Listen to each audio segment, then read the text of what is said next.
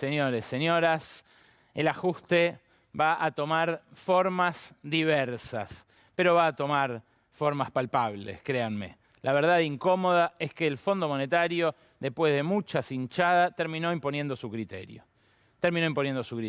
Mirá, hay una lista de los sí y los no de la negociación que es muy útil para, sin revisar discursos de todo el año pasado, sin necesidad de hacer una línea de tiempo, simplemente ver qué reclamó Argentina durante este último año y qué obtuvo.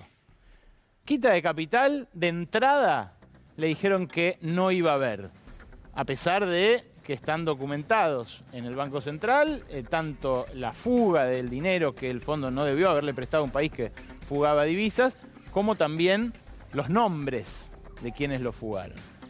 Condonación parcial política, digamos, por decisión del directorio, también inmediatamente le dijeron a la Argentina que no iba a haber. Lo que propuso el kirchnerismo en el momento inicial de las negociaciones fue estirar los plazos. 20 años, dijo por lo menos Cristina Fernández de Kirchner. Guado de Pedro le llegó a decir 45 en una negociación informal a uno de los enviados del fondo. Le dijo, bueno, son 45.000 millones, nosotros podemos 1.000 millones por año. No, le dijeron a Martín Guzmán. Eliminar sobretasas, que era un pedido ya mucho más modesto. Argentina paga 4% de tasa de interés anual al Fondo Monetario en dólares, cuando todos los demás pagan 1%. Ese es el gran problema de ser un deudor monstruoso, alguien a quien le prestaron mucho más de la cuota máxima que tenía permitido. Eso es lo que hace que, como nos reconocía recién Miguel Pese, Argentina oble entre 1.400 y 1.600 millones de dólares por año y que eso sea el principal ingreso del fondo. Sí, vos y yo somos el principal ingreso del fondo. Otra cosa que se reclamó fue el canje de deuda por acciones climáticas. ¿Se acuerdan de esto? Que parecía rarísimo. Bueno, fue el presidente a Glasgow, lo planteó, lo discutieron. Nada de esto se concretó. Fueron cosas finalmente para agendas de décadas en adelante, como bueno, suele pasar con todo lo climático. El déficit cero en 2027, que fue el último modestísimo pedido que hizo Martín Guzmán y que además por primera vez blanqueó ante toda la sociedad en la conferencia de prensa de principios del mes pasado, el Día de Reyes, tampoco fue concedido y es 2025 el plazo máximo que da el fondo para ajustar este desbalance que se generó en parte por la pandemia y en parte por la crisis heredada del macrismo. Bueno, no hay por ahora fondos frescos en este paquete, los hubo en paquetes anteriores, y hay un reconocimiento que gritan como un gol, algunos de los negociadores se golpean el pecho, de que la inflación es multicausal. Sí, capaz lo reconocieron en los papeles, pero igual exigen emisión cero en 2 años. Así que me parece que el fondo no bajó sus banderas ortodoxas en cuanto a cómo se combate la inflación. Bueno, el ministro respondió a la gran pregunta, que es ¿cómo van a hacer para bajar el déficit sin ajustar? Cuando, bueno, dicen que van a mantener las partidas de obra pública, que van a mantener, por supuesto, las partidas sociales, con casi el 50% de pobreza, no hacerlo sería criminal. Fíjate cómo respondió y después lo conversamos. En el presupuesto que usted había elaborado de 2022, el déficit tenía una meta del 3,3% y ahora usted habla de 2,5%. Quería saber cómo se va a lograr esa reducción de 0,8 puntos con respecto a lo que estaba previsto. Gracias, Alejandro, por tu pregunta. Bueno, cuando el presupuesto del año 2022 se presentó el 15 de septiembre del 2021. En ese momento los supuestos eran otros que lo que luego se terminó realizando en el año 2021 y que lo que son los supuestos hacia adelante. En ese transcurso se fortaleció la recuperación económica, creció el producto más de lo que se anticipaba y creció la recaudación más de lo que se anticipaba. También está claro que la inflación fue algo superior que lo que se anticipaba como cierre del año 2021 en el proyecto de ley de presupuesto presentado el 15 de septiembre. Entonces, toda la nominalidad cambió y la realidad también cambió. Eso implicó que ya de por sí Argentina estuviese en una situación más ventajosa para reducir más rápidamente el déficit. De hecho, si el presupuesto se hubiese enviado a finales del año 2021 o a principios del año 2022, las metas fiscales hubiesen sido otras. Hacia adelante, ¿cómo se plantea alcanzar estos objetivos? Sobre la base de una expansión moderada del gasto real que permita que no se inhiba, no se frene la recuperación económica en un contexto en donde se hacen supuestos acerca de la evolución de las variables clave, sobre todo a nivel internacional, y al mismo tiempo poder ir teniendo un fortalecimiento de la recaudación impositiva, tanto por la recuperación como por medidas de mejora de la administración tributaria. Me imagino que mucho no entendiste. Bueno, es lo que suele pasar en estos casos. Es cierto, la economía está creciendo, es cierto, se recauda más por esto, es cierto, hoy, por ejemplo, el Tesoro volvió a anunciar una suba de la recaudación por encima de la inflación en el mes de enero. Lo que no se entiende es qué cambió desde el presupuesto que se discutió, ¿se acuerdan? Antes de Navidad, que al final naufragó, que la oposición retiró el quórum, que no se pudo discutir. ¿Qué cambió desde ese momento de diciembre hasta ahora, no? Porque mirá, el presupuesto 2022, el que fue rechazado, establecía un déficit primario este año del 3,3% del PBI. El PBI establecía que iba a crecer un 4%. Ahora, en el preacuerdo que anunció el Ministerio, el crecimiento estimado es el mismo, 4%. No estiman que va a crecer más. Y el déficit primario, en cambio, es muy inferior, es 8 décimas menos. Entonces, bueno, ahí me parece que hay todavía una explicación que falta, y si le agregamos el hecho de que el año pasado hubo aporte de las grandes fortunas y este no, bueno, aparece otra pregunta muy nítida. Mirá, el impuesto a las grandes fortunas aportó cerca de un 0,8 del PBI. O sea que esta diferencia se duplicaría, la diferencia entre lo presupuestado y lo que ahora le prometió el gobierno al Fondo Monetario, el del 2,5%. Claro, lo que dice el Ministerio de Economía es, así como no está el aporte de las grandes fortunas, tampoco está el gasto COVID. Pero no está el gasto COVID, porque yo me puse a revisar y de los 400.000 millones de pesos que más o menos se gastaron el año pasado en gasto COVID, casi un tercio es vacunas. Y este año el gobierno está, a mí mañana me dan la dosis de refuerzo, que ellos está gastando plata en vacunas. Hay otros gastos como el previaje que también se repite en este 2022. Así que, bueno, falta ver de qué manera van a convertir esto este ajuste en un no ajuste. Hay otra cosa que es más grave, que es que quizás a partir de 2025 el Fondo Monetario aparezca más empoderado para pedir cosas. Este es el gráfico que mostró Guzmán el 5 de enero. El gráfico del perfil de vencimientos año por año. Fíjate, lo amarillo es el Fondo Monetario. Y lo gris, que son las dos mayores, ¿no? Amarillo y lo gris.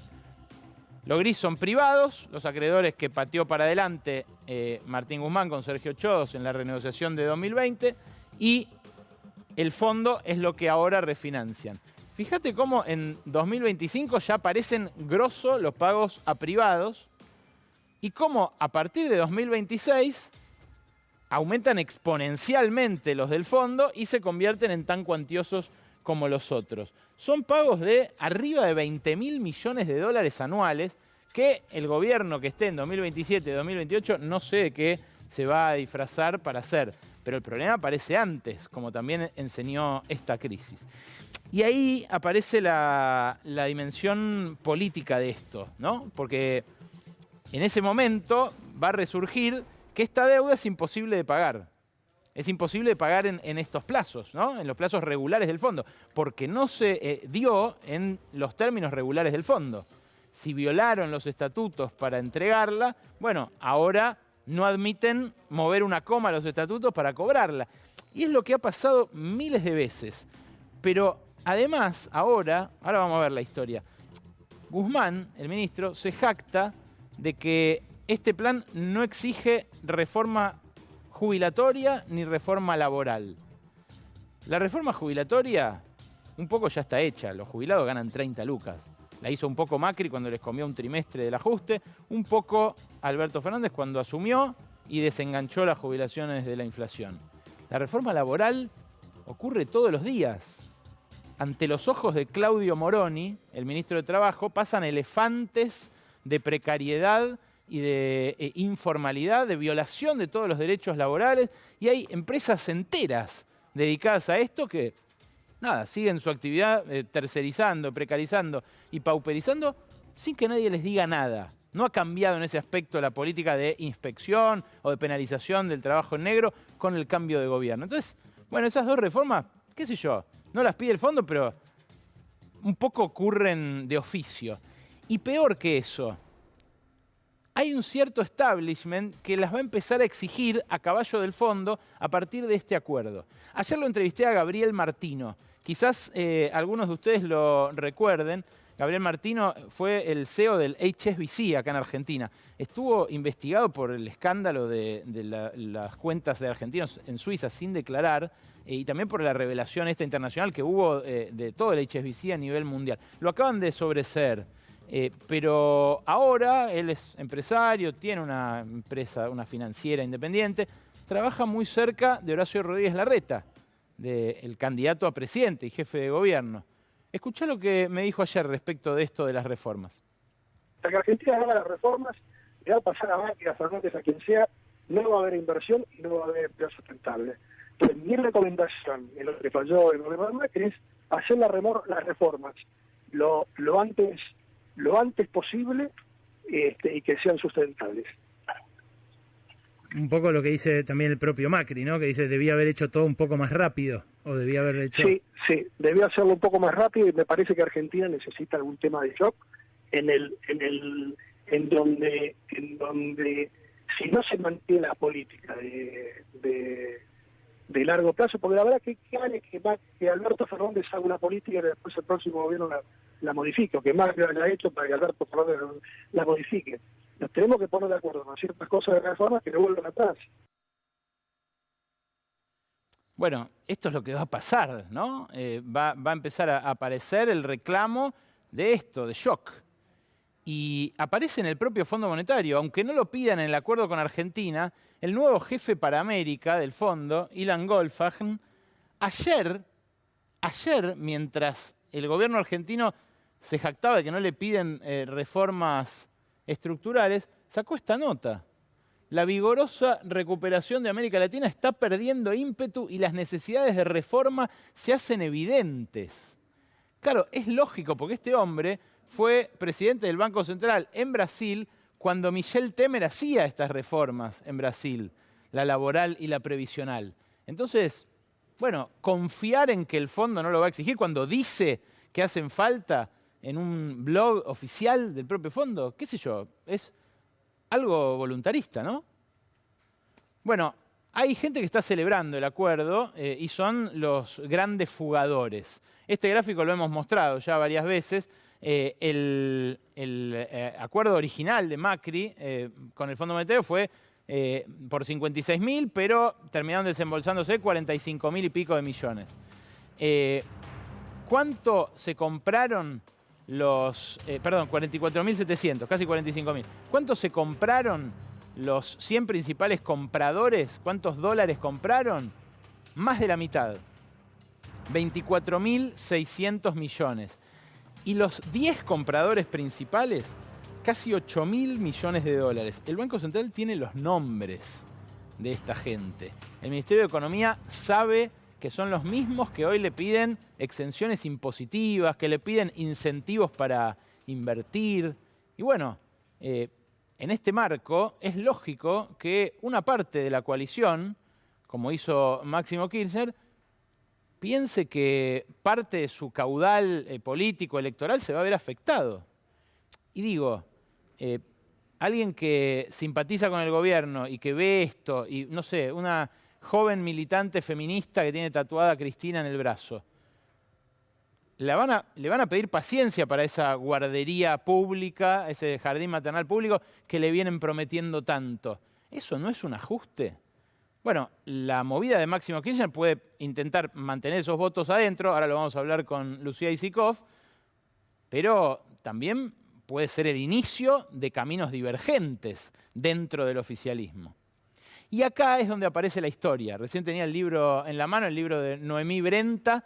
El libro es elocuente respecto de los 21 acuerdos antes de los 2 que firmó Macri. Pero siempre, siempre, el fondo dice que esta vez va a ser diferente. Los funcionarios argentinos también lo dicen. Hay un libro que está muy de moda del sociólogo Juan Carlos Torre, Una temporada en el quinto piso, que habla de la época de Surruil en el Ministerio de Economía de Alfonsín, pero yo les quiero mostrar directamente a Surruil. Quizás los más jóvenes ni les junan la cara. Este hombre, que falleció hace poco, decía lo siguiente, en 1987, cuando firmaba un acuerdo con el fondo. Y cuando yo he dicho que se abre una nueva etapa en la estrategia del manejo de la deuda externa, me estoy refiriendo efectivamente a que los ministros de Economía de los países en los cuales operan los bancos acreedores de la Argentina no solo han comprendido nuestra posición, sino que también, no solo el país que usted menciona, sino otros también, han efectivamente presionado sobre los bancos privados acreedores de nuestro país para hacerles notar la necesidad de que contribuyan de una manera efectiva a tipos de acuerdos que ya estaban aprobados por la comunidad internacional.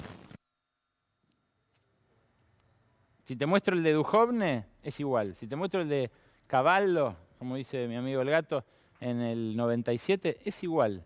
Siempre nosotros los convencemos de que cambien alguna regla, siempre nosotros somos la excepción, lo distinto, y el fondo siempre termina con la misma receta.